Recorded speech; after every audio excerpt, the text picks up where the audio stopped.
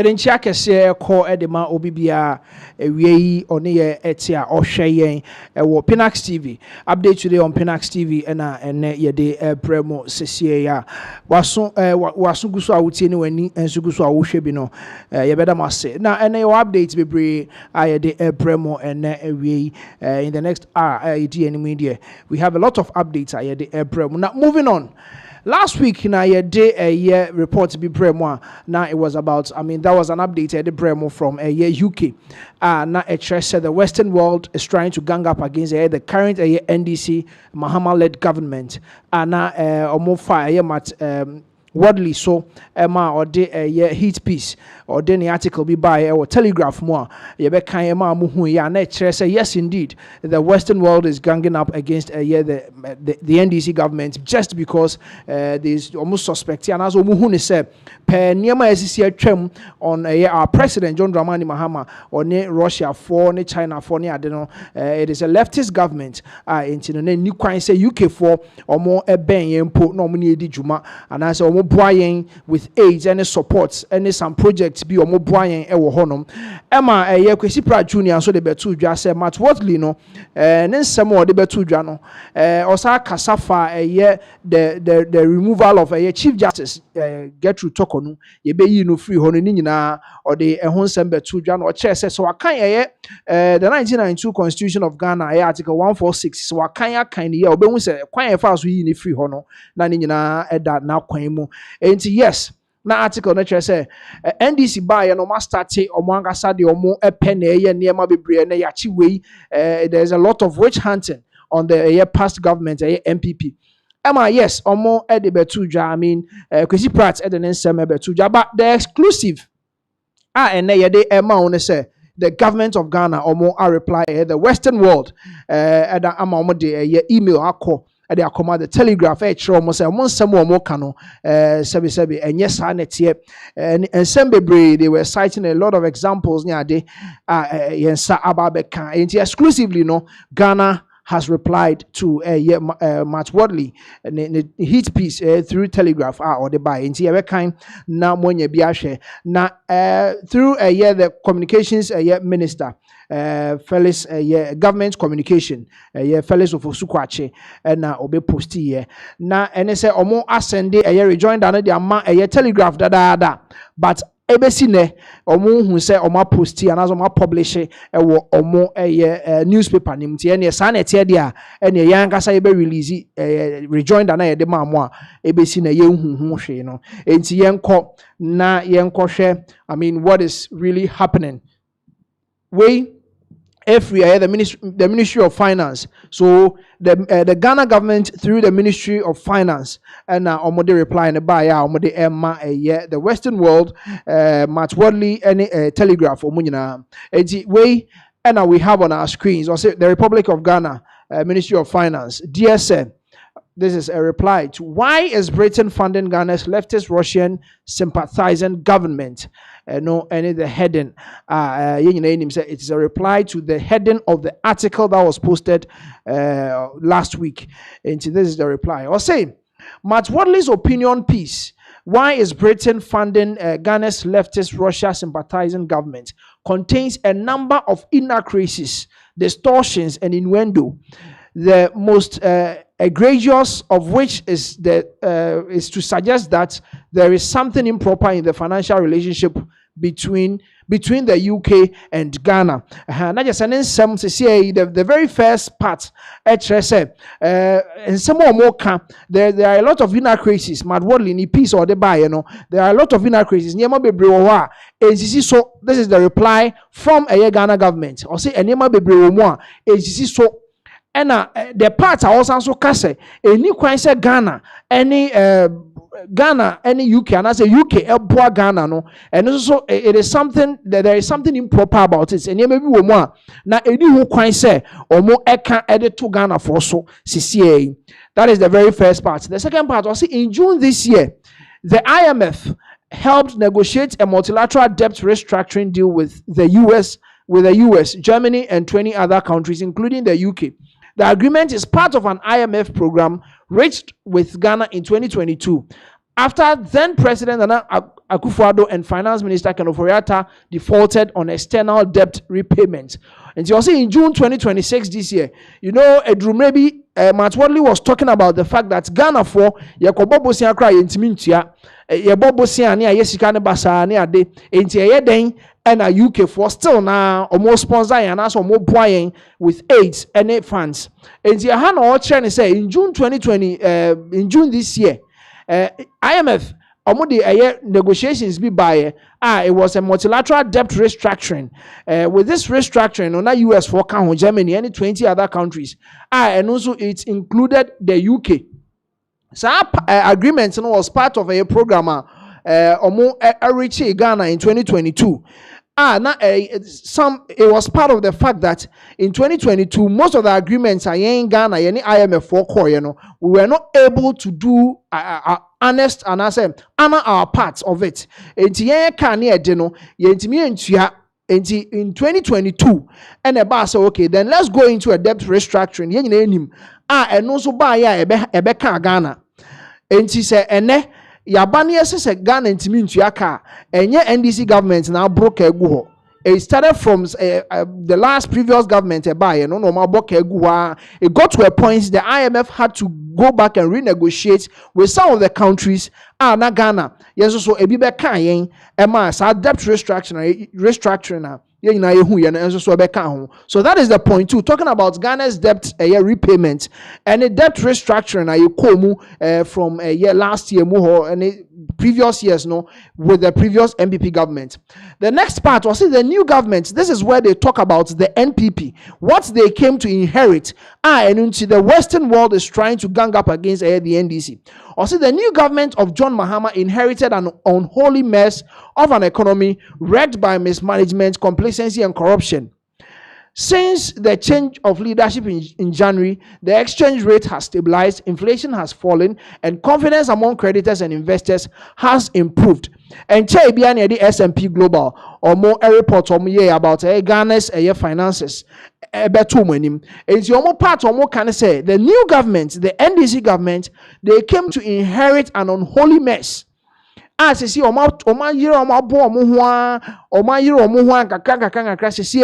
exchange rate has stabilized, the inflation too has fallen. Now there is confidence among creditors and investors.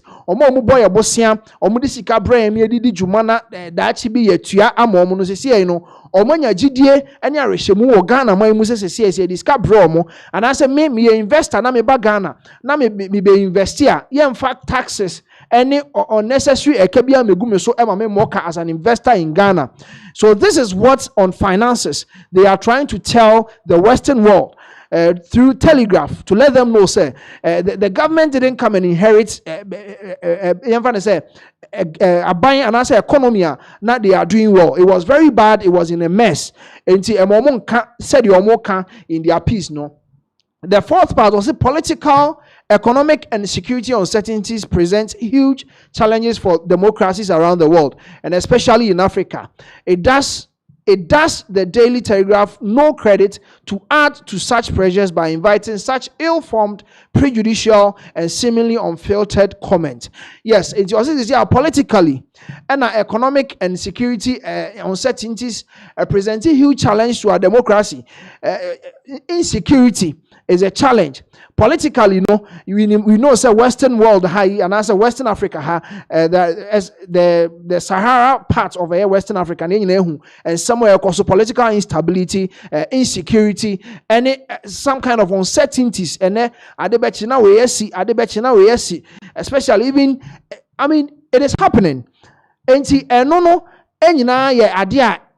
prevented democracy to reign in this western part of the world, especially in Ghana here. And especially insecurities. And they don't want to see the western world. And I say the Daily Telegraph say omo ebetimi agina we so, and I say in addition to niema ekokoso fighting against the democracy in Ghana has say no omo sanso beba beso so jagum with ensemo ense emfata no moka de afa the NDC government no ho enti we any reply omo ede akwakoma the Telegraph omo kire say omo nsem omo de bae no, it is ill informed, it is prejudicial, and then it is seemingly unfiltered comments. I mean, some no more can you omo kind of trash the ato. So FAO Latest Desk, the Telegraph 111 Buckingham Palace Road, London. Yes, so that is the address. Raymond Aqua, Technical Advisor, Strategic Communications and Public Relations.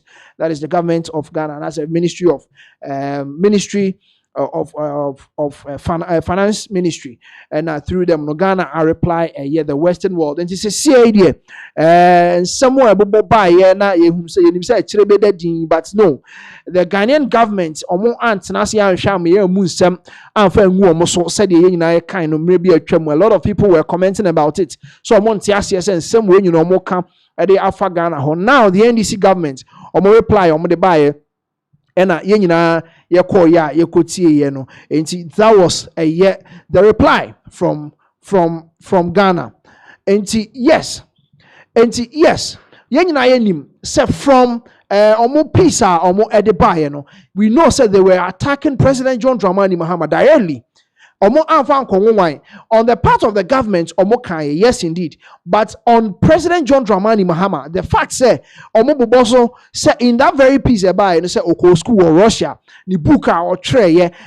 or translations into Russian language. At a point where the NDC needed him most to campaign for the NDC, so let me win 2024 election in Pono. Utiminya a time off or call Russia, a call Lanchi book no. And a lot of people are asking questions. Say, a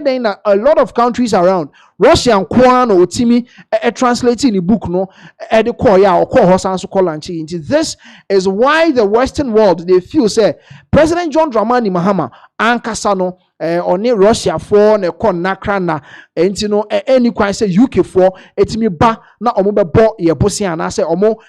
supporting in any way. On the side of Mahama led government, the NDC so omo ka say as omo to democracy na to achene and omo ankasa they are going after omo hu ne say potentially they can become president in Ghana here. Obo Ken Oforiatta edin ewom say acheche ne omo aye de omo akọ court ne ade ye hwehwe mu nsem ono ena na asem din kan pa ewo Ghana ha say obo ne de no so say just because say Ken Oforiatta has a presidential ambition obetimi abedi president wo Ghana hanti ena ema the current NDC led government they are going after him as of now no omu entimi mfa no ema Ghana hampo na yatimi abedi na asem enti no so ya asem ba ko a omo kan the fire the current government when it say omu say the current NDC government to democracy attract no mo ankasa said the omo enti yes enti from what Telegraph for kano na omo nsem omo kano na unhu ne say ene na US na Ken Oforiatta ewo na petrepeti no timi free hon poko pie United Kingdom enya de say omo be man si Ghana already enya ntia from close source say Ken Oforiatta nya de say oba be piem e Ghana ha mpa omadi na asem nti say kakran na say omutimi otimi ko piem o UK nya de say omo be man ba na say expatriation docket bi akopiem wo honoma wa hwe omo beba ogu omo enyina so mpo emma Ken Oforiatta piem ewo Ghana hasei. And yes, this is another reporter. It's also free Match Worldly ho. It's also edeba on your screens as you can see. Also a report by the British newspaper The Telegraph has suggested that investor confidence in Ghana is declining under the leadership of President John Dramani Mahama, citing growing concerns about judicial independence, political persecution, and erosion of the rule of law. Okay, so that is Matt Wadley, and also another reporter omo ede eba so ono so no kire says investor confidence just because there is political judicial instability and as independence politically so no they are going after their political opponents. So President Mahama's reputation globally is not the best. This is another one. And also so that is another, I mean, kind of say an explanation, and I say what people were deducing from President John Dramani Mahama reporter, and I say peace are almost free a telegraph by. So this is from the Dankwabuzia Dombo tradition. Almost also dear President Mahama's reputation globally is not the best. Almost also how they deduced the leftist Ghana's leftist Russia sympathizing government's reporter by I say one must question the common sense, left alone the economic case of lending the country more. That becomes even more questionable when Ghana's current government has begun demolishing the pillars of law and democracy on which the country's good standing was built. This is the part that talks about where the pillars of Ghana that was built in the judicial system. No, or say President John Dramani Baye, or Dramani Mahama Baye, we yini free honum, starting from the Chief Justice Gertrude Tokonua, or Eddie free honum. President John Dramani Mahama took office in January for a second non-consecutive term. Since then, Ghana has taken a far leftward anti-democratic turn, wielding lawfare against his political opponents. He has bent the law to protect his own. The Chief Justice of the Supreme Court was dismissed based on a petition that was never made public. Half a dozen more compliant justices have since been appointed to the same bench. Scores of legal cases against members of the president's own party, many related to serious fraud and a major. It also talked about the fact that most of the NDC4 now almost 7 na court so mobile no omo abeboni nyina e free honum. It also talks about the fact that yes, the NDC government is fighting justice in Ghana. So that is part of Matt Wadley's article or the Telegraph Mudankwa Buzia Dombo tradition. Almost how they were able to look into it. To just say globally, President John Dramani Mahama's reputation globally is not the best. Also, and someone and he said there has been a reply. Expect to say in the coming days, the Telegraph and also about Bonting said the amount what leading the buy on the bar Bonting. There has been a reply. I free the Ghanaian government for the Abba and also expect to say Telegraph at the so on your screens. This is from the NPP. It's from the NPP. Omo Honoma Omo Ede Abba. Yes. And what is really happening in this particular issue? Say the the Western world, they are not really happy with the Mahama-led administration. Ghana has just because they didn't count Bosso say he's sympathizing with the Russian government.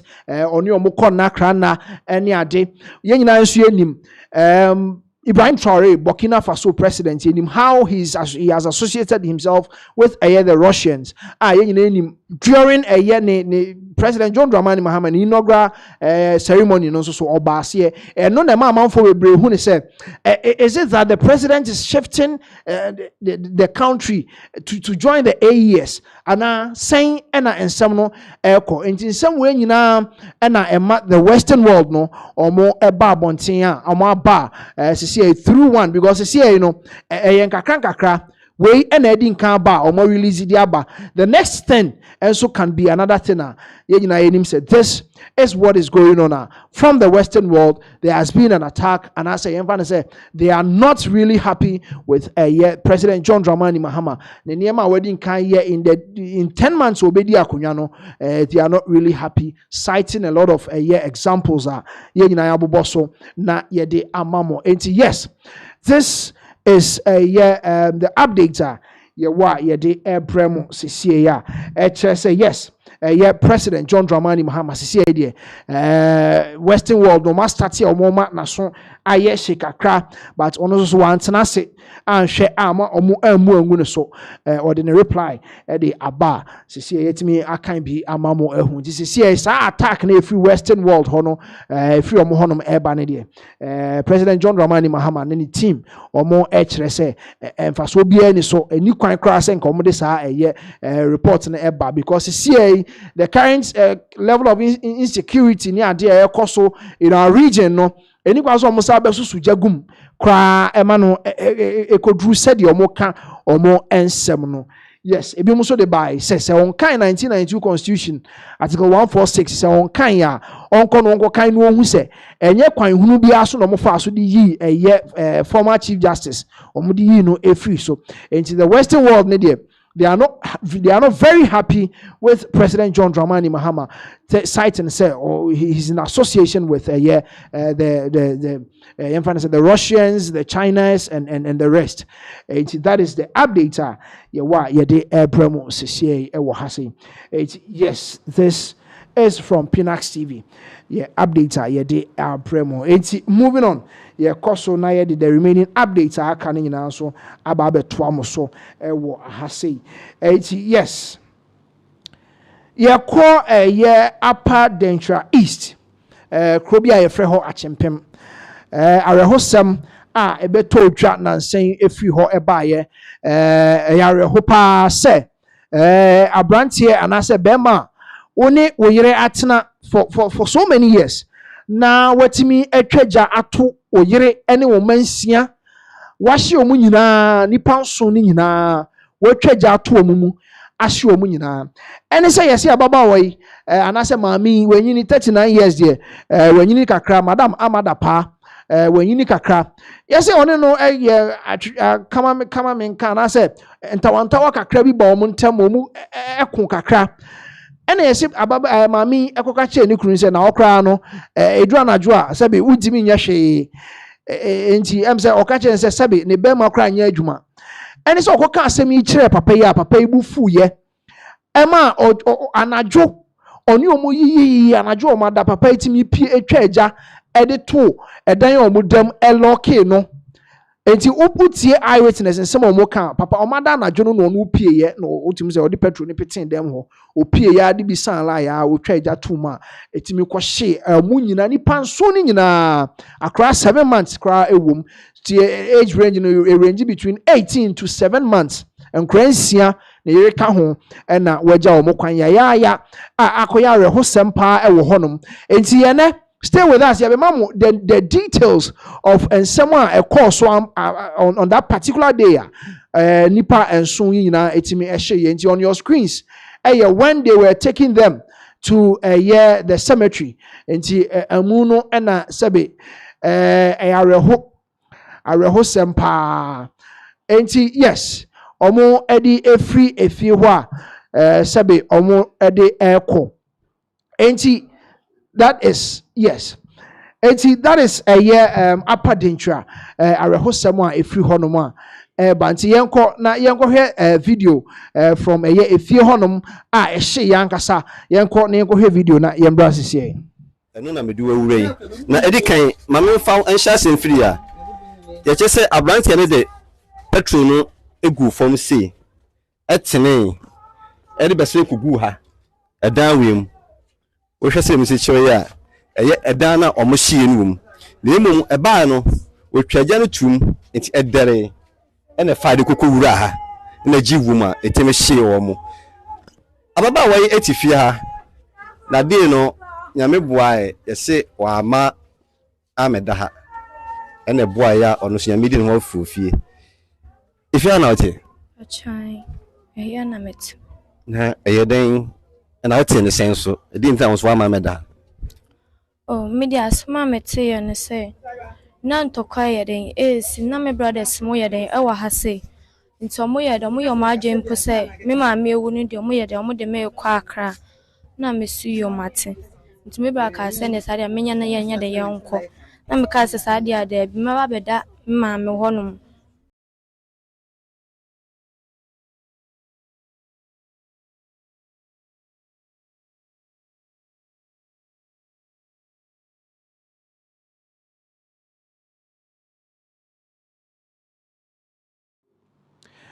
Okay, so yes, we'll still get you that video to watch. And see, that was some sad scenes. If you honor, but that is an eyewitness. Ababa na no kasano chese kakitwebi. Ono so cry a shefra omo sabi omo efrimo eno eho. It's way from Upper Dentra East. And see, on tiasie se bibi say ono yiri na enya oma nsia na wetimi ahye omo aka ho. Yesi owie ye no ena osanso ekọ eye enwura mu baabi ena ono so ekọje ono angasanso ne kra edi free ne nsem a enti ono so beka ahoma na ye nipa nwotwe enti wei ene arehosem a esi ewo Upper Dentra East krobia ye frɛ no eye achempem a abrantie wetimi ahye ne yere ene ne manyina account yenko ne nkɔhwɛ eyewitness eye report ne ba ne yensamra na medu awure na edi kan mame fa enhya senfiri a ye chese abrantie ne de petrol no egu form C etene edi beso ekugu ha edan wem wo hwɛ sɛ mse kyerɛ ya eye edan na omo hye enum na emum eba no otwaja no tum enti edere ene faade kokowura ha na giwuma eteme hye wo mo ababa wa etifie ha na de no nyame boae yese wa ma ameda ha ene boa ya ono so nyame di no afofie ifia na ote achai eya na met na eyeden na ote ne senso edi mfa so wa ma ameda oh media asma mete ya ne se na ntokwa yeden si na me brothers mo yeden ewa ha se nti omo yeden mo yo ma agempo se me ma me ewu ni de omo yeden omo de me kwa akra na me su yo mate nti me bra ka se ne sare menya na yenya de yenko na me ka se sade ada bi ma ba beda ma me honum omo sinti so bi ambeda ma me honum a ono ankasa be yede aba beda nti no me beda me ma me den nti ahomache no me bae no na ntokwa bi si ewo esro honum na ma me yede ewo honum me ne ma me amapa na na yede ewo sro no nti obae no ka so me yede on bese nkoda na ne mba nyina yede ada iside no no de waka abonten wana kasa batman no eye be ma no a wo twaja tum no woni maama no ne pi eba ha me de me ndi ne chiamba na me de me wo honum no ka se wonu mumu nyede embeda nti ya ka ne ba girl ba ko ne ayefen maame ya no na ye wo honum nti aka che maame ya so maame ne se onko fe ne ba maame ya no nyede ono so meda nti ofre akwa no mbeda ye no nti ye de me ba na nka me ye de me kwakoda honum na me ba no ma lock pro nti me ntumi anya den ankoda na me se ne sade ma me nda maame wonum nti me da maame wonum ahomache no na ye tse se obi di petrol gu akwan na no ba yedi hu se ye petrol na yede femu da me ne me sister nti ahomache no ye tse ya ne se ose wo be hye me ne me mba no no pair Manchester ne di sojin nti maame kwa na me hyede mo no e kanya me nko a hu se ni yede ko mi mo e kanya me tina wo hyede mo ba chan na me hyede mo no tambe na wo pie tambe bo be ye tu mu won ba tambe wo twa ni tu mu wie na wo ai wo cha tu mu no e dele gate no a na ekosro nti me po me ye ma agen se anka me de meboa wo mo by na nsuo ni hase nti no me ye ma agen se anka metiem na manfo ye de aba beboa wo mo nti metiem na brother bi ba se obeye de obebo mo nti okosi nsuo aba ama mo de eguja ne so nti oba ye no na afede eja na dele a obi ntumi nye de enwura dan ni mu nti me ne me sister mpodi nya me ne ebo no ana opie no yi ne mba ne ye de e de pie a mo ba abonte na me sumi ye de me sumi pie na de na wo timi pie na ye lock no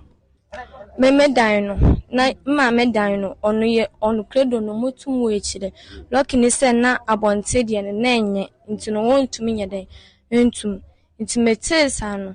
na ahase de no odi petrol ni gu wo no eho na ntumi anso papa ti ye den nya kwan de pie ye na ka me ne me sister ye de pie ye na ka wo mo nti da de na wo nam ati na wo da wie mu aha tika wo koda ha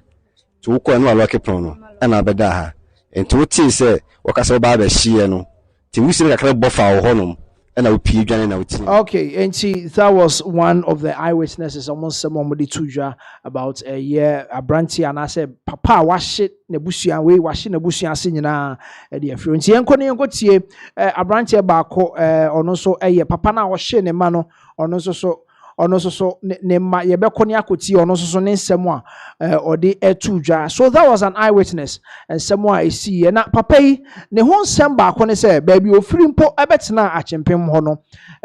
ye twa ne su.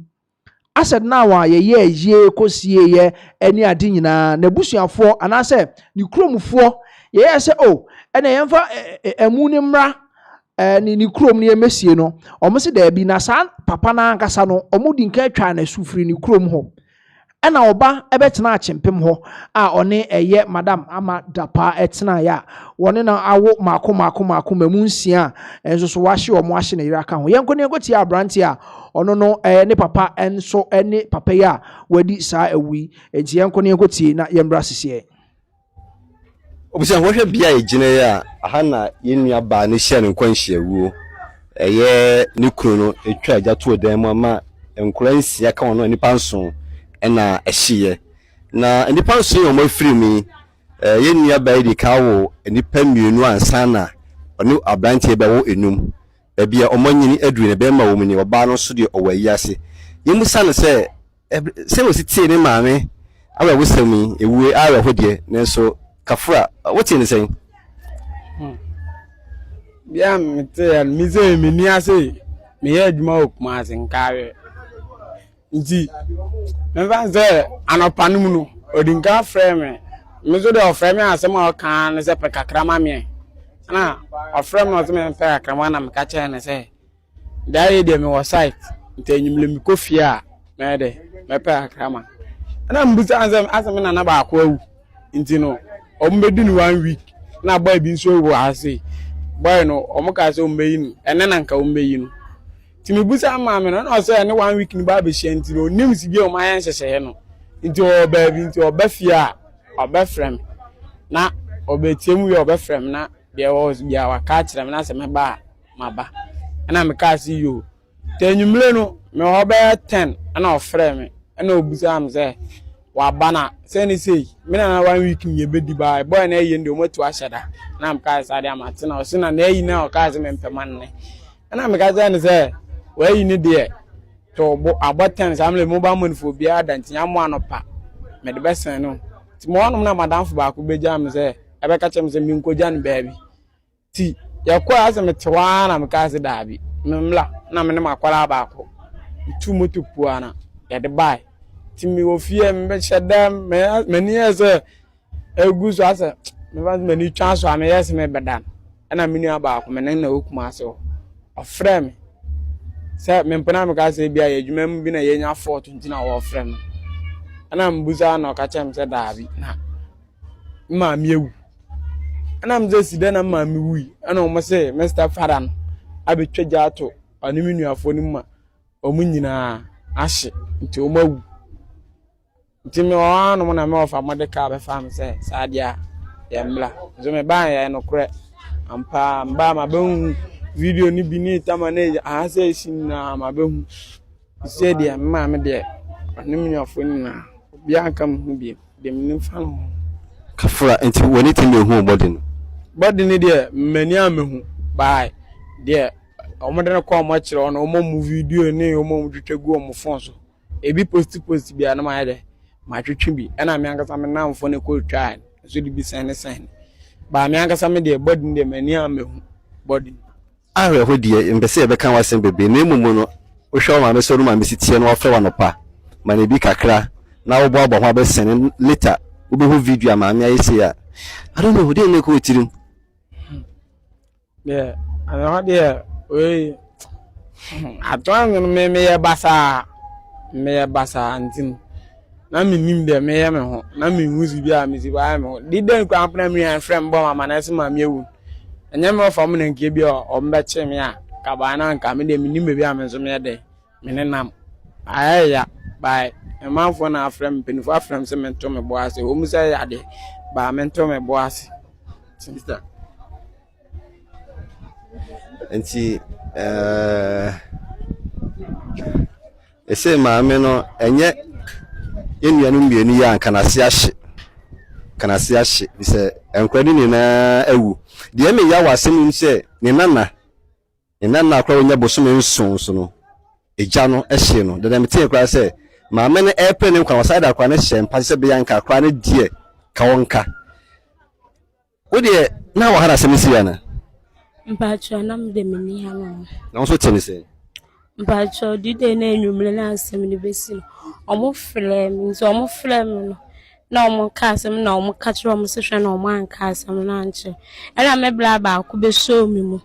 And I'll catch them, so I catch them and catch almost all more. Nti me buy enough fire service for gina hano more ya do mu dum jam. And I'm catch almost all more man be room na me hwe ma mi. Nti no o ma men room na mo chichire me. Nti ana o catch them sa police for bantia police for bar. Na ma be room bi na ma mo ya de ma be hwe ma. Nti amuka wie na me sorry free no mo na ko gina bontin.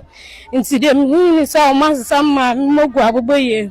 I'm guys almost some mammy more grab him no catch him say me abutre na nyam mammy and your man action and almost say grab him into me john man am who some mammy mo grab him my door moko and I'm guys so mammy mention mammy and one catch him say and I dear me whom mammy and him be into them be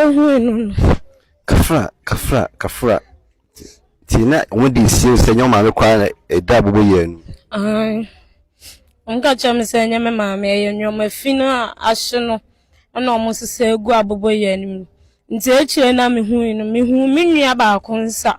na me kai sem maame na omode na ekọ no onti omama me nkohwe nanim omode mo omukogina ekwan no na me kai so omama me hwe maame anim ana omka chama sem nya abotre na maame de omode na ekọ mo kire ho no na mekọ ho no na me kai si o mate Kafra, Misa, with the old black pentim to me, and a wonko. What had the last time come up, and I make any D trap or seminal catch the war. They didn't have a power, only and get for no mammy. Mammy, dear, did they know more or therefore you need me friend, mammy, my friend, mammy, and I mean, Yano, and I'm no for no John, catch me sign. I champion lights in New Honor, no more doom lighting, and I'm cast you, Matt. Nti dide no mo yo therefore yin nti me ka sai Saturday ni yeko float ni wia na nka ma ba no na ma ba be hwem maame nti ahomache be 12 mo Friday be 12 mo no mo frɛ me sɛ asɛm sɛ na atom maame na me ka asɛm ngin di tem di mani be de ebe hu nti me bae no na mpala na maame ayede omo ahye a omo gudan no se wa setem se ejeje wani so fu na hu ye no o ka kai ni mebi me the friend o ma by ya me na phone di trust data na me kwhwa ya me hu na me ye mashimenti no ya na ejirejira me ni so nti ya me nkwa me ntumenda Kafra what you fear say mpa cho me 19 years na blanc so 20 years okay any passion and my why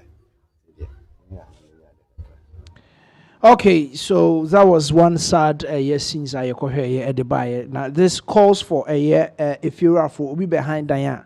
More than who's a nipa you free him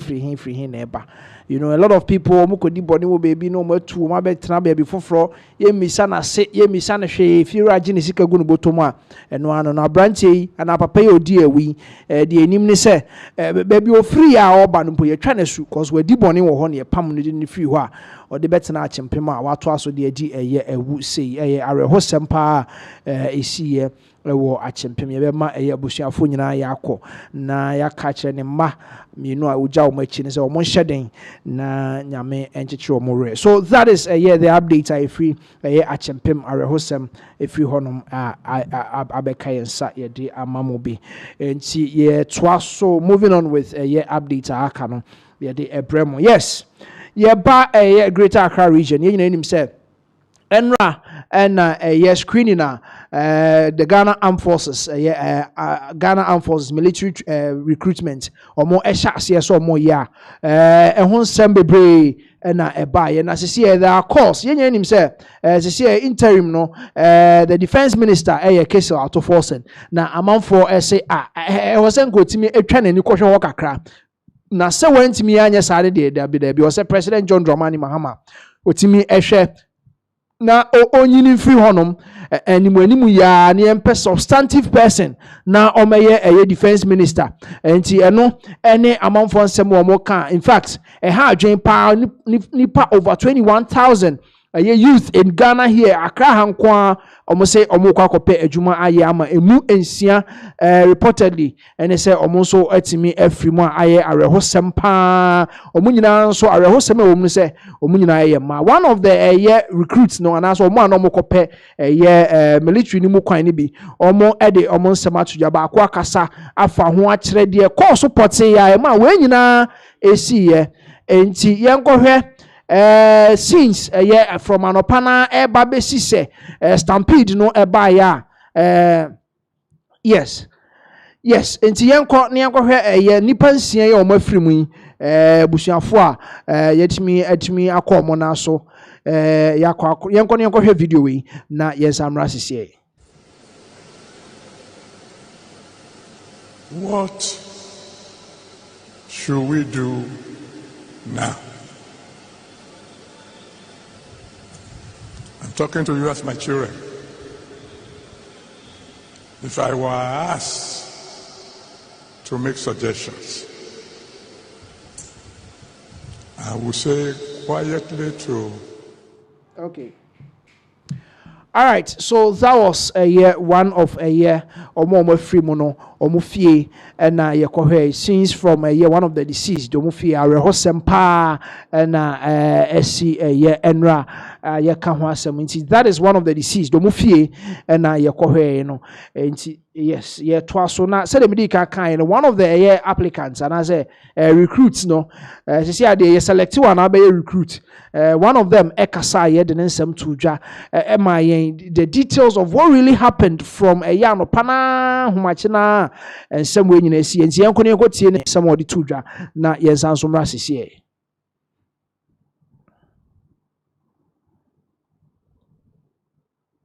I think recruitment screening shouldn't end in death. We came for screening, and then because of the mass or the crowd we met here, we didn't have a stepping place. Everywhere was choked. And then because of that, our military, or let me say our security personnel, were telling us to go home. Whilst we know that today is the day we are supposed to report for our screening. And then when they were doing that, we insisted because it's today, and they are telling us we should come on. They said the Air Force should come tomorrow, that's Thursday, Navy Friday, and then Army on Saturday. But we should have information on our phones, like how they gave us information, said we should report today at our screening centers. It should have been so. They didn't give us any information, then they are telling us to go home. So because of that, we got stranded. And then we also didn't want to go because we don't know what might happen. And then they were hitting us with their sticks and other stuff, and then even some were pouncing on us with their wild dogs. And then people were falling. Some even lost their life through that. Yes. So I think that was the reason why the screening has been suspended from Elwak Sports Stadium. Okay, and that was one of the recruits omo kope soja mu kwan and now didn't some as to what really transpired there at Elwak Sports Stadium. And yebesa twaso na ye another eyewitness Ninsem kakra no so di tudwa and also so dey abrem nti yenko ne nkwohwe this video and then we'll also come back. And I want to call out on our our big men in our country, our chief of staff Honorable Julius Debra, and the Chief of Air Force Staff, the Vice Marshal Frederick Asaribekwe. I just want to notice them, not a pose of threat, but I want to understand that when they are aware something like this will be going on, to even instead of bringing such chaotic moments like this, living such miserable memories. I just want to bring out something that within the Accra Metropolitan, I don't think Elwak should have been the only sports stadium we should have visited. You know, in Accra we have the Elwak Sports Stadium, the Accra Sports Stadium, the Tema Sports Stadium, and even now we have some mini stadiums in every society. So I think for a better way to solve this problem of this suspension and this whatever postponement, all is not necessary. They should just bring out something like, oh, with the army, they should check the quantity, the number of people coming for the army. Then, oh, army people should come to Elwak. The Navy people should go to Tema Sports Stadium. Something like me, the Air Force should go to the Accra Sports Stadium. Something very simple like that. And I don't think we are going to experience these chaotic moments again. So there's all I want to tell. And I seriously want this video to get to our chief of staff, Julius Debra, Honorable. I want this video to get to, so that next time with things like this, I don't think recruitment should be done this way. They have been working for almost 4 to 5 years now. Since Ghana Force was established in 1959, working almost for about 66 years now. I don't think this exercise should have been something difficult, because every year you learn something. In everything you do, you gain experience. You learn something new. So they need to just every day bring out different implements. I think technology should be improved in our country very well. I don't this thing. Can I say we need them to come here? No. We can just be in the house and just. It's.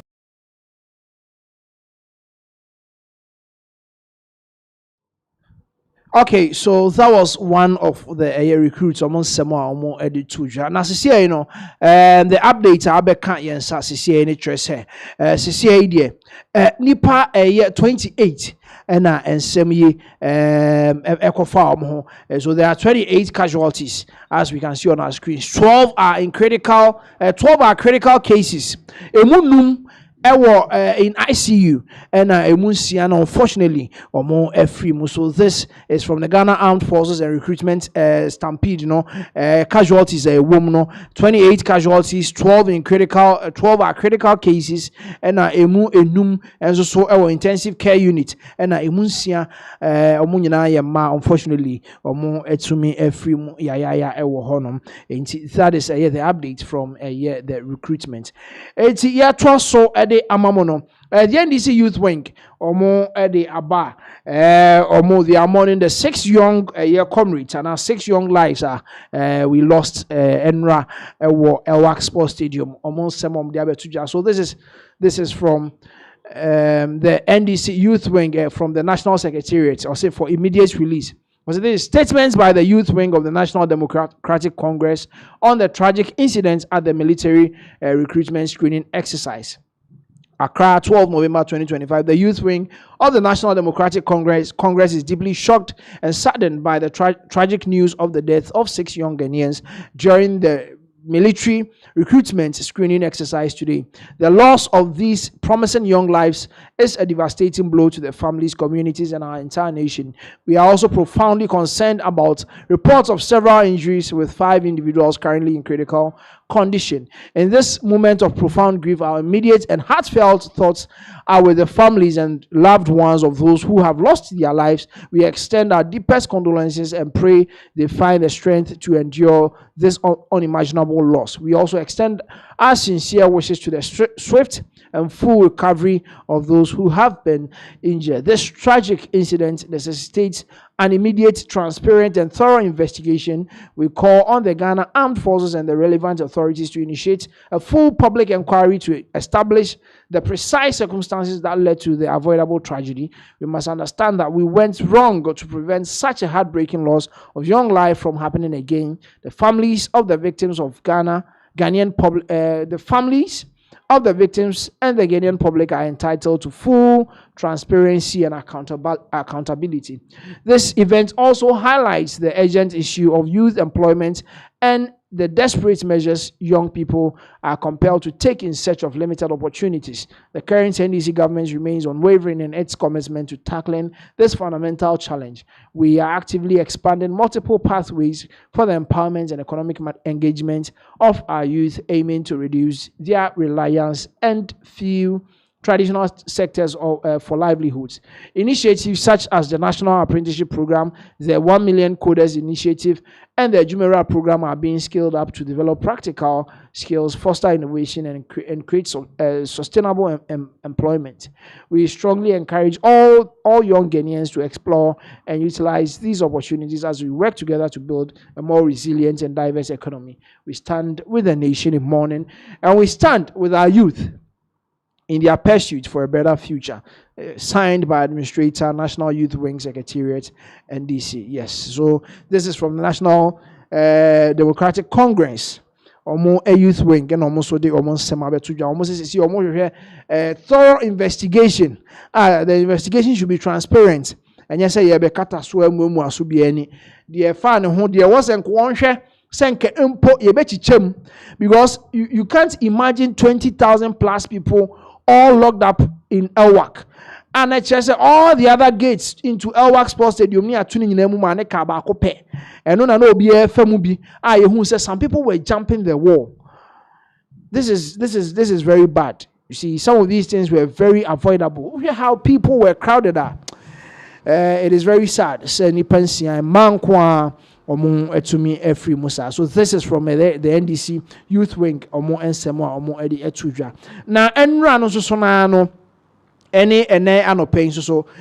Honorable Phyllis Nakoyo Okuno ono the MP for Ewutu Senya East enna said Sabase no Banini and some other NDC members so omo banan ekosra omo omo adehye efrimu ya omo eboanan ko omo nan so ekochiche omo re ehye omo bose ye behwe na investigations no atimi akoso kama enti yes omo aboanan akwakohwe omo ewo ehonom enso amana ye enti yes we hope say going forward no see the suspension about going forward no omo de enema begu akwan mu abetimi ama screening nani ade no etimi akoso kama we don't really want to talk about some of enema ACC ye bebre, because some of these things were totally na yebetimi avoid amana ye enti ye behwe na ya mabushafo nyina yakọ ewo eho ennom ye toaso na ye de amamo ye nyina ye nim arehosem a eto Ghana maybe atwam enche bia about 2-3 months ago Honorable Samuel Aboagye ofemu ehwe ne nkwa wo helicopter crash I see en kai abusuanfo ya ensem bebre na eboboba na ekire se time a ye person ke identify some of the bodies no na ye be hia omo hu nipa na ya ye DNA na yetimi ahu se we ni hu enie we die ni na we die ni na we die ni, just to identify the bodies say be ya betimi ahu se abusuanfo betimi ahu se omo die ni any ade na eba ya ye DNA ni ade Samuel Aboagye on his part the late Samuel Aboagye on the part no na abusuanfo ne bra panyin koye ema omo ye ne DNA ni bi ema omo ye ne maame nsusu DNA ni bi na ne banka sa ono nsusu wo no e ba se na wo so ono nsusu ye ne DNA ni bi e wo ho ema allegedly ye se ne wife no ampene ama asa that time no ma anye DNA no ansem na abanti ho ne de omu twa so na abusuansem asa aba after ya ye aye dot ye ni ade nyina awie na I mean yes ya abusuan atena ase ni ade ye nhwe ni ehu say yes ye bay empo oyeba anaso onye eba enso so akofa nsem bebre e de aba nene exclusively no Samuel Aboagye the late honorable ninia panyin aba e de ensem aba betudwa nana dwamna oyi akwan enti yes nana oyi akwan o de nsem abetudwa ye beba ne ye de eho nsem ne nsem o de tudwa no ye de ebeba ne ye de abremo na Vincent Eko Asifua ensem bobo ba say enti yes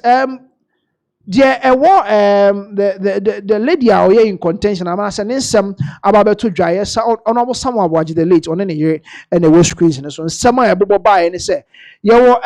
say MP for me enu bi wo Kumasi a at the point na omoni lady hihye ho allegedly and ebeto dwa na ebaye no on your screens lady and on Samuel Aboagye edaso kama ewo ehonom no ebeto dwa se on MP for me enu bi so am say no omo hyehye ho Emma Amanfo started boarding allegedly. Ekobo Honorable Vincent Ekowasi for din crack of fry. Now about Bontia Bekasa or the name Sama Baba Betuja. Honorable say and Sama Yakukosi or no Onim Hoshe. And in a Facebook post, and Betuja say, why are people calling me and texting me like I'm the only Kumasi MP? Please, I'm just here eating my wache in peace. I don't even own a cotton swab. It's honorable the Abetuja say, and someone omokika a point your sa e won so no onim ho hwe na ono no sebe on ti ase mpo sese amanfo frɛ no na bi mo text ne ade onim ho hwe enti munjai se mo frɛ no ebisa na asem na nya ono nko na ye MP e wo eye Kumase enti yebeto aso na yakwakotie afri eye honorable Samuel Abwaje the late Ninu opinion somewhere or the etudja about all the back and forth, any DNA, any some or kaya constatin po free time or more worry any about what time, any wife no acquaint 2 to 2 and some bebre and Ninu penny honorable Samawaji the late Ninu penny yet nana jamana ya quine or the ababe tuja. And this is idea Munyemre na yenkotie nana jamana o ya quine someone or the etuja exclusively here on Pinaxtv. Yes, I'm Rasisi.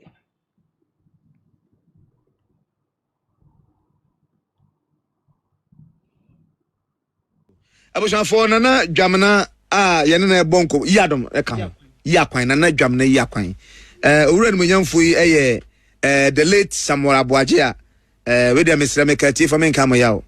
aeroplane nkwanhia ne sie no owura ino ka Ghana de hye enwotwe na sabiu oduma kuma wo da fu ya de ne sato wo mokom no ka ho ne mfoni ne da ase no osa Dr. Omamne bo amade ne so fine gentleman all from Opar le producer Abwaje de Abwaje nti free say asem si wo suya be sin na oda soso na we de me mame nwa asem na ne enchem kakra ekoba asa no wo yehu wonom ne yakasa asuma sia na obintini nti ne sanson mesere meka momfa nche yen ti na akoba se o si yehu wo mo ankasa na abe records nti etete se say owura yi Abwaje na busua ko oba no ne tie ho se ne ba o ne wo omokofa akora no atwetwetwe ne ho nsuo bi di akwa adien no oba ne so o makwa mo ko adien no sana ye de te no ama asem kura kikirikika ko wi court na sabi yempese ye beka ne yakohye mu kena ana yi bi afiri mu nti na owura ne monyamfo dwamana ye akwan wa homa isu a oye yewura Abwaje wonye ba bi ko nua panini be me ma akwa ba bi asem nchi mu angata nse ne dim kwaso yo medase ye wo ni set sa ayo yentama to Ghana man e bi kan ye busuyin abasa no abayom pen informa ya so te se SVA DNA yet me dey identify bodies no ye hu se obia de sheni nti abasa me frɛ oba no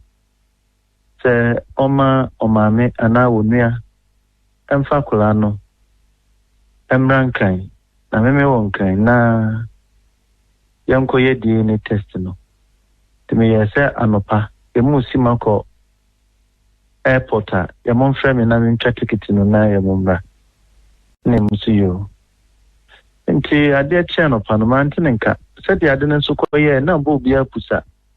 nti de oye bia wure kurati mi fi nti mi dimrika koduru ba bia ye koye DNA no akoye me nko amede to wie no se na ne ba ne wai na si me kura said ya ye ne mi refi oba ne mi friend sa no patututu ya mon fa kura ne mra bet ebe pim na maintain nka to me sre na mabrewa na tiase o papa ye papa di wo ndi abrewa ne de jesi e ba oboase ye be ye ne ntinke be yo ma me na nanka ya pe akola no ne aye angel na doctor ne tiase ma ye enti me be ho na me tuka ene mu yi soja ni bi so omra na omeye ma me no me tuka me drew was na 15 minutes and soja ni so e be drew ye ene mo fa ma me ne de there just say ne ba no wa ya na me catch say ne ba no ma me ka say o de me ba pim na maintain nka na me ma me si emphasize on to yan ko hwehwe ne ba panyin no ono oba foforo wo edikan ansa na obeware wo nti ne yankofa wo no na yakofa panyin no ebeye DNA test no DNA test we any mutumi identify bodies no no bia kusie ni de e won kan nti we no na ya adwen se be dotie e wo oboase ya me adom ya dotie no akata na chikra nso awie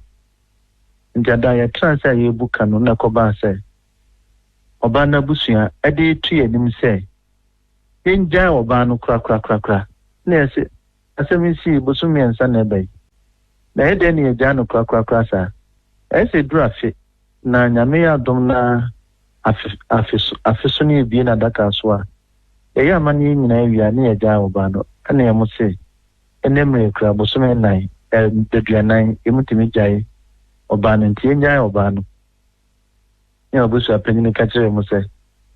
sabi enena amania na dane broni akom na oba wo ho a wo ye de ope danka afi no kra bitimi ekuna bro afi nti nana sabi yenye famafo ya kanfo a yentimi ware oba no mane ye die ene sasa na emo peni dia ene menhwe na nya oba no na mse ne ye koma mpanyina so ye koda ya mo ase ne aba mo mpanyinfo oba koda obi bia asivia nanke abeja oba no tie sheda yokoba ne ye sheda ebishia tie mo ba no na mepeja ba ye se ye pese ye die ni ye de identify body no body bi enintini mo mienye die ni no ne kai no ye mo busua ni nyina ate ase ye mo busua mpa ne mo ye di pensia ye mo nyina ate ase se enye die ni no na ya frame medical force ya mumra me DNA no omba ne mo fa me ma me sample ne mo fa me ni aba ne sample ya mo ko fa abaya no ba ne sample no ane ya mo so ya mo santi ase ye ko fa panyin na mfa ko identify body na ya se dabi akola we ya ne pese ya fa e de ye DNA no ane mo so ya mo mpene ame emfa kola no ne ya se we ka ho ampre no first one wanye second one wanye sana tiadia ani asem no be den ye de be court na court amwaba amia ye die no e de asem no kodan court nso no oba ya o se court nsi ye ho kwan me amma ye ne ho kwan nye die ne no na ye ne kura ya ba ye be die ne tin abusuan kase ne ye minority yesa nti me maame ne abusuan panyin na ye ne ye si ye yesa die ne nso no de odi papa de me maame babusu panyin me ene me nua panyin na me nua kuma ba ene ho na ye decide ye ifisa busu no ye ne ye kan bi ewo mu na ehye enti ade na wo kokota akugu ehu fi se ye minority ntin se se court ni gitum se ye be ye die ne no tie ba sa no court to ashe da se nyame ya adoma 23 ye mra na ye move motion no se court be dia tum se be ye die ne no ana court ngin tum se be ye die ne no edru ho a ene be hu awusia for ene a moti nana dwamena yi akwan oye owuran munyamfo samara boaje onye ne ba bi koyi onua panani ono kro no adobo asai kwapi ahene ena yana ebon konte ne kasa nde si boko eda fom peche bebe na ni diem kwaso yetete se ese unua ne tiase ne deda nano se sa particular kra no pa de obeye die ni pa so bi tisa me pacho oyi e ma mi asutre na nyeso yi na sutre keke mena aware ni muno na nya sumdwe friend aware mpo because since our fan no problems nko na plan train na nsemba mu na busuan ani busuan hia na ya amane so woyere edema no na wonaneti na de bia hu problems unim sa boaje contest was East MP o contest ye no ebeka bosumi ensame atoaba na wonne oba no nsenseme ekoso ntina ware ni guye na ekosisi aware no na oba ye no na osi wanya school abroche into okọ akosua de ho na be ma ni se o se mi gina ko no elections so there to me the one vote crisis and there I didn't know by said that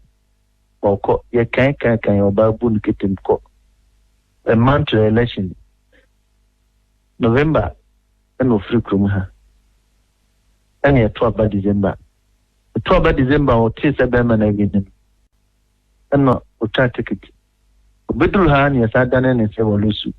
and now what you pepper pen was I try ticket to Sakoye and now what papa been a near more worry and now what papa been a worry and I didn't be a cranacolano and nam ni subaya no de tia ware no ntino and no osusu say bia eye ne say bia na oye die ne na nkoya abo ageba ntina wa dodge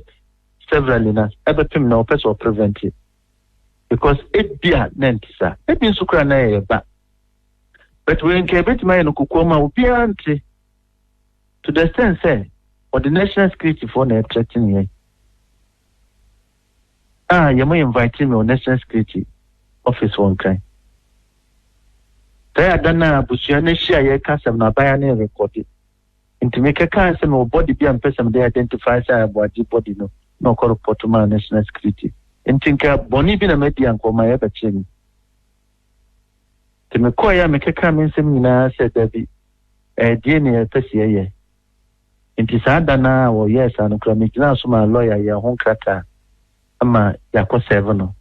enti nyese body bi ne wo na mom die na ne pese ye e fa ne ba ho first one dodge second one antana national security for intimacy enti no ono no emfitiase ne nyina no wan no be ma no e dia be so busua no so anyesa sa asem ya banko me nkonti me fa menko national security obi a wonim aboaje ye enim ne political history ye obi anu say me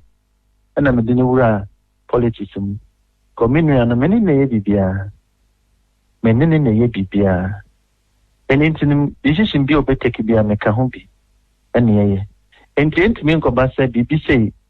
ebe koso nanka mote din fremu ame minhu yakura ne pe ne ma obeyi kuna because wo ja no ho akọ ne nya papa mu a yakura ne pe ne ma obeyi kuna Who banso near the ma 250 million me the travel plane ticket. Me do buy. O buy and one trans me and ya dot you know boaso ye and can anyway now so book to mkoye.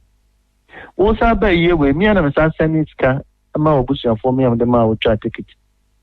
Esa buy. Let us anka busia no kra no ya to bibia go. Kenu ni asem. Asema mi kan ya da ya ko mampanyina hwe ya ekoye dotiye no sika mampanyina de maaye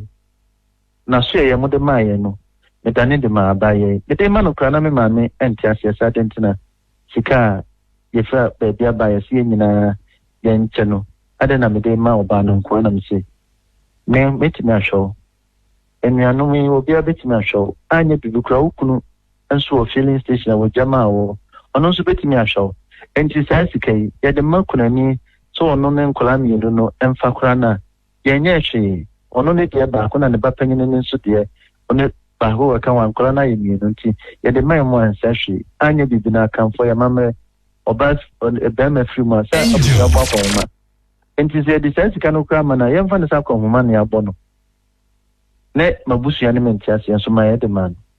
ye ni wie ni 3 days omampenya bediechi oni chief of staff ana na pamfo be chiame awon kan sika ye musa de mai no me sa tane ma wo bai one city cry anje amfrim said ye be ya enkoba se ena Ghana de obema ewude kuna ye nim se abusuan ha kuna hu kuna enti se ye ni suma ni nyina se wo do musuma se say government officials no say ye ni yakura de nam kwambo no so abra yakura ye nim won hwe enti obane de afa no ma bebre mu ana yakura ye ni nna se obetimi aye sa kuru imagine say ye no boasi government official bia ba kuna nini enim no ma me owo akola no kura bedru sampempenso atiase obi enti me you once the anka say ma meje bibi akuna nini enim no na ada playing hwe ase a boaje maame eye me maame te se ne ba na firi mu no tabi eye fidie so nanso ahona na boaje maame ja ese no ho na otwa hweye na me yere nso ejira ho ene mo ja de mu wura dem akoye no ye efiri ho maame kasa nyina sesa Wanyama stroke. Nene na mafu abai. Monka hu se panyini bi ana maami bi ana wo no. Obi ambai nyina obi a oba no ne emotion no. Shakwan wodi ni pefa so. Eya oneba. Mate so omo bobo MP bi din se woni MP ni hyehyɛ otwetwe mpana. Me pa so ati din bi sa. MP no kura ba yie ni Sunday no. Ofuro no sakotra boade fie ho. Enunti me waye na se me hunu na me se wrade yehoa sama tiase pa ka hanen so obo no totwene ka sama tiase pa ka hanen ka so obo no totwene na again oyo tap bi a unhuna no kanen nsem kyerwa enye me nwanwa se bi mo agina di wa he obe dia tum se de o kanen no kure na sim bi obeka no enchiano nkwa na ye nukre wom na sem bi obeka bia enya nukre because yenye ya dwen say ye be how nana entin kan se kwan no de ye faso no de ye faso wadawro madabe na mo san court 23rd December enya be san court ate ye bedi mochi wadawro ma krubi din se kaja bi yemfa bi nhye frigim na say o kasa da boko de na so ya wo akiri pa MP ni de mo nyama dwen sam bebo ni din afidie so ho akiri MP ni de nye ni bebo ni din obi ka dananim dina be yi no dananim esi de odua na no na ucha na boni ekosu nyina no na wofo na hye abaye na chimani di sa bon fosem no a death certificate yes ye kwa kwaji ye koya ye mo si oba na beje ewo mampanyini asye flash staff house yes oba na beje death certificate na death certificate wa kwaji no ye tisa ne ye frɛ o papa a wo akwara no busa ne sɛ ya tisa BBC abedi oba no ho nti nye ye srɛ wa kabe ya ono ne nkasa no fa death certificate number ni abusia yenhia ni ehu de ebeye o papa ka kire ye se on fa death certificate ni manne emachna na ye monso de death certificate ni koye de embeya ye menya bibi afrim sa no papa ka kire ye na nya nwanwa emra ofra brochire ba no a memi se me na matwa ticket ni se asori a wokọ ho no ene didi ntobo de man so mfa ntwa ticket no emfamra me nsumete ha me nimsem na mtwa ticket no enti mahu se business ni ampasem ni ye ni enua no ede ye kai enti me no ka sei ma me peloya ewo America ho me ni bia din koma wo china metua ho ka obey publication ewo ho se ye mo ede ye banoko bank bi anase bibi ekwa GBB ewa kwara ni dima oni sa capacity no oyo kronfo busuani bia ni wa eka no na nyo no kwa ba na one aboade ewo ye one ne ba panyin wo ho o ma me wo ho de obedi aboade ade nkola ne bi wo fie bibi ani a ye de kokot kura ne ekoye letter of administration ne wia bibi ani a ye mu na bedi animu ade akwa akoye bibi enu ntinu kwa ya mpasi ya mu de ye fa so no me kam ya matene atene biu sebi bia bi bebu aboye ni anya kwa abofre memi emu hu se sebi enye wuya yawe ene emu betra ho de apesika enya de ye be ma emu kwan ne ama emu kwan kina nana medasi ya beto aso mipam so akoma why yo Okay, so that was a Honorable Samuel Abuaji the late Ninia Beman Yakoti and Samoa or de tuja war hono. That was yes, Nana Jamna ya quine, then some and Ayakoya Yakuti or a lot about Honorable Samuel Abuaji the late and a wife, any Bushian Samoa Eko Koso near Dinna or de Abrain exclusively. Pinaxtv and so yɛde ebi ɛde abrɛmo no nti yɛtoa so na yɛde updates no atoa so ɛde amamoa yɛkɔ kyɛma wontumi hɔ na nsɛm bɛn na ɛkɔ so kyɛma wontumi ɛkɔpiem ɛwɔ court na nsɛm bɛn ɛna ɛkɔ so sɛsiɛ no kyɛma wontumi ne legal team ɔwɔ request sɛ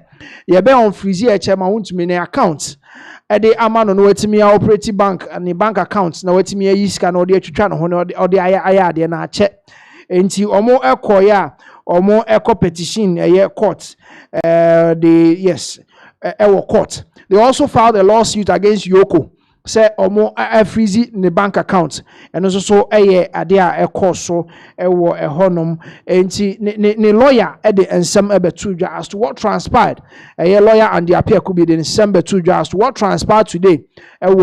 court ene ensem bebra ka ho as to so omo asu Yoko now omo san so request say ye be on freeze omo account ede ama echema wontumi account ede ama omo first of all no yenko na yenkɔhwɛ the demeanor and the appearance ye chema wontumi ne legal team omo de be pm e court yenkɔ na yenko tie the background sound ni bi ne brass.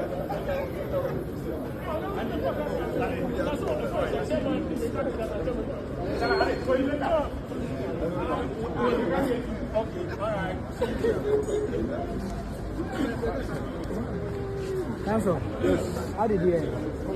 We've made our submissions. We are waiting the ruling of the court. Okay. Come on next Wednesday. Next Wednesday? Yes, next week. It was an interesting exchange of legal arguments. So we are expecting the ruling to come next week. So we are finished. Thank you.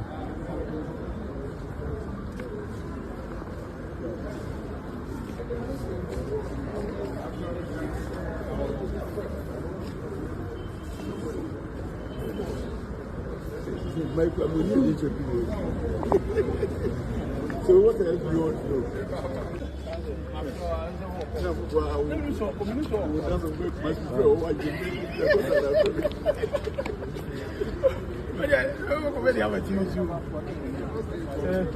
Yes, this is not one of the criminal trials. This is purely a civil matter. So don't get us wrong. It is not about Chemawuchi. This we have sued Yoko for breaches, and we are handling it in the court. This is not one of the criminal charges.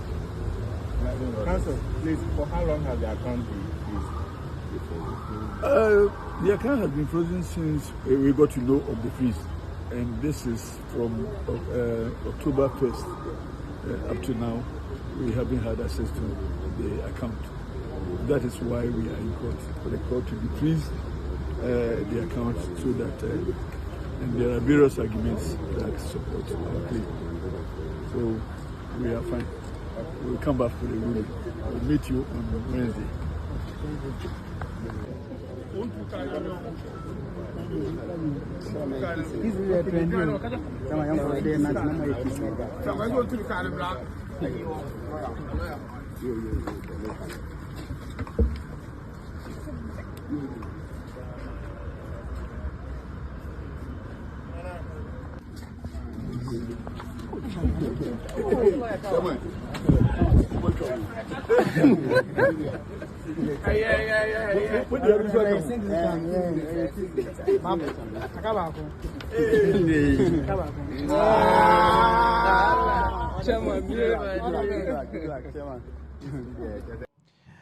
All right, and the chairman for chairman. And you could say or court no na sisi idea almost a court assess say omumra Wednesday and I can ruling on the freezing of his account. We create the idea and you be who say chairman want to me you be on freezing the accounts na the amano na wait me operating accounts na back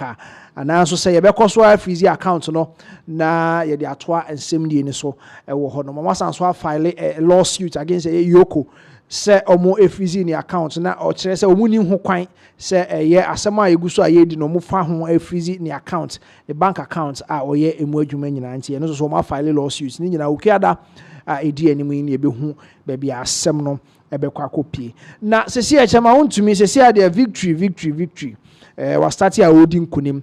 ni nyina ne se eye 2022 na eye Ekospio Gabra ode no echo court for defamation say wa friend say oye kromfo oye sabi oye wi ode ebeto so say ode na court o Kumasi High Court na ode ne koye na sisi e de chema wontumi wadi nkunim no na manfo say chema wontumi na start di nkunim be yo ene say eboboba enti eno na ewo screen so ye be kan e de amount o siu no say oje 10 million Ghana cedis e de free ye chairman wontumi eho na sisi e de court no ebu asem no e de abo ye Ekospio Gabra. Ekospio Gabra now he is a special envoy for reparations no na osiu chairman wontumi in 2022 you see the Ashanti regional chairman of the New Patriotic Party Bernard Entwibo Esiakon popularly known as chairman wontumi has won the defamation suits brought against him by Ghana's special envoy for reparations Ekospio Gabra at the Supreme Court. Ekospio Gabra, a former minister of trade and industry, originally sued wontumi in 2022 at the High Court in Kumasi seeking $10 million against Wontumi and his media house, Wontumi TV/radio, for allegedly defaming him. The now special envoy for reparations said that Wontumi and his media house defamed him by calling him a thief ahead of the 2020 general elections. The Kumasi High Court reportedly, reportedly threw out the case, saying that it lacked merit and slapped the former minister with a cost of 150,000 Ghana cedis. According to a report, the law platform, the Supreme Court heard an appeal on the matter on November 12, 2025. The apex court of the land, by unanimous decision, dismissed the appeal filed by Ekospio Gabra. A post shared by the media outlet indicated that the acting Chief Justice, Paul Bafuboni, chaired the 5-member panel of the Supreme Court that heard the matter. The other justices are Justice Isifu Omoro Tanko Amadu, Justice Emmanuel Yoni Kulendi, Justice Ernest Gaiwu, and Justice Henry Anthony Kofi. Enti omo enetna asem no so unanimously omo ato Ekospio Gabra the lawsuit against chairman Wontumi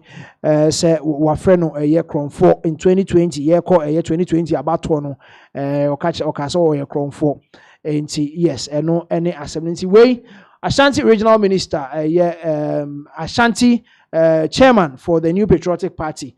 2020 yeko abato no campaign sensemua na no koyi ne ka na odi betu dwa say Ekospio Gabra omo awie sika omo yesei na oyekromfo sebe na okan ede to ne so nti eba sa no na Ekospio Gabra so ka se da bi ontena se ma wongudi hu finsa na otamo asem no ode ko Kumasi High Court. Ti Kumasi High Court no na omo se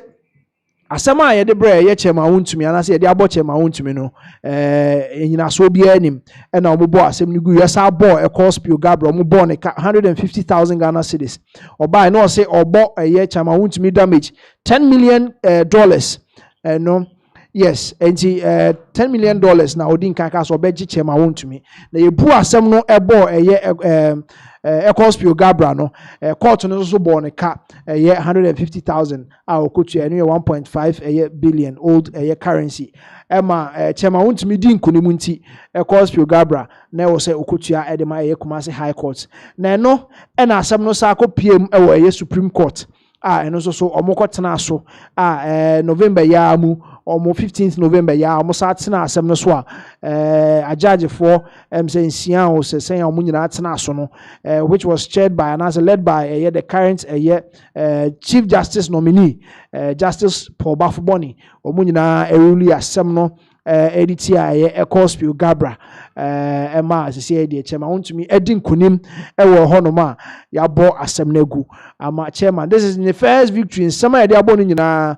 wedding kan edi enkunim bako ewo mu asisi de sa asem no akwakoda oni legal team ebeto aso na nsemo aka no omo agina mu na omo edi. Yes, Pinaxtv, a lot of updates and I the premo and every and yes, going forward no, so we'll still come back and give you more updates. Your best share so only a bit now. You can go back and watch the video. Yeah, the mass set money tonight.